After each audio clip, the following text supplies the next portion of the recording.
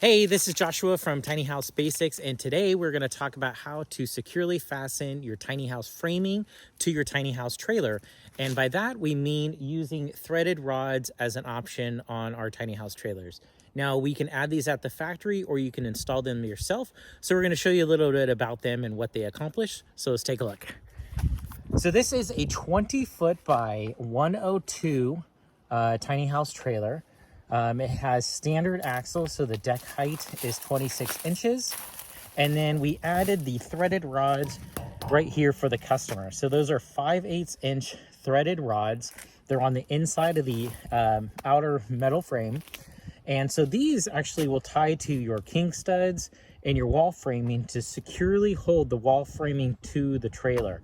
Now you could do a couple of different things. You can actually weld these on yourself or bolt them through. You can bolt through the top and the bottom, secure it with a nut. But by having it welded on at our factory, it just simplifies that process. So the default location for these threaded rods is going to be 10 inches from each corner, 10 inches before and after the fenders. As you can see, we have it right about here in the front and the back, and then in the middle it's 48-inch spacing between one of the threaded rods. Obviously on a larger tiny house trailer you're going to have a lot more threaded rods, and on these corners there's usually plenty. We don't need to have any in the middle unless you wanted it or you called out for it in your tiny house design. So we have this default location, or we can do it exactly. We could take a look at your plans and then map them out where we're going to stick them on the tiny house trailer. So these threaded rods range in cost anywhere, depending on our location, for about $14 to $19 each. And we could do 1/2 inch or 5/8 inch threaded rod like this. And we'll give you sufficient space too of about 12 inches, 10 to 12 inches in height. And then so if you don't know the exact location you want the threaded rods, we can put it in the default location. And then when you're doing your tiny house, you're building it, you kind of have your plans all finalized.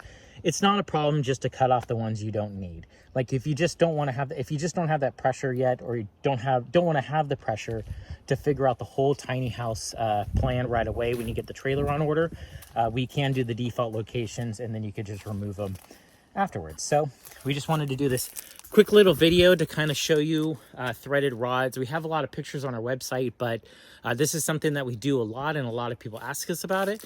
So if you have any more questions about securing your wall framing, feel free to leave a comment below. And we also have a really good article that will link in the description that is called "What Are Flush Cross Members?"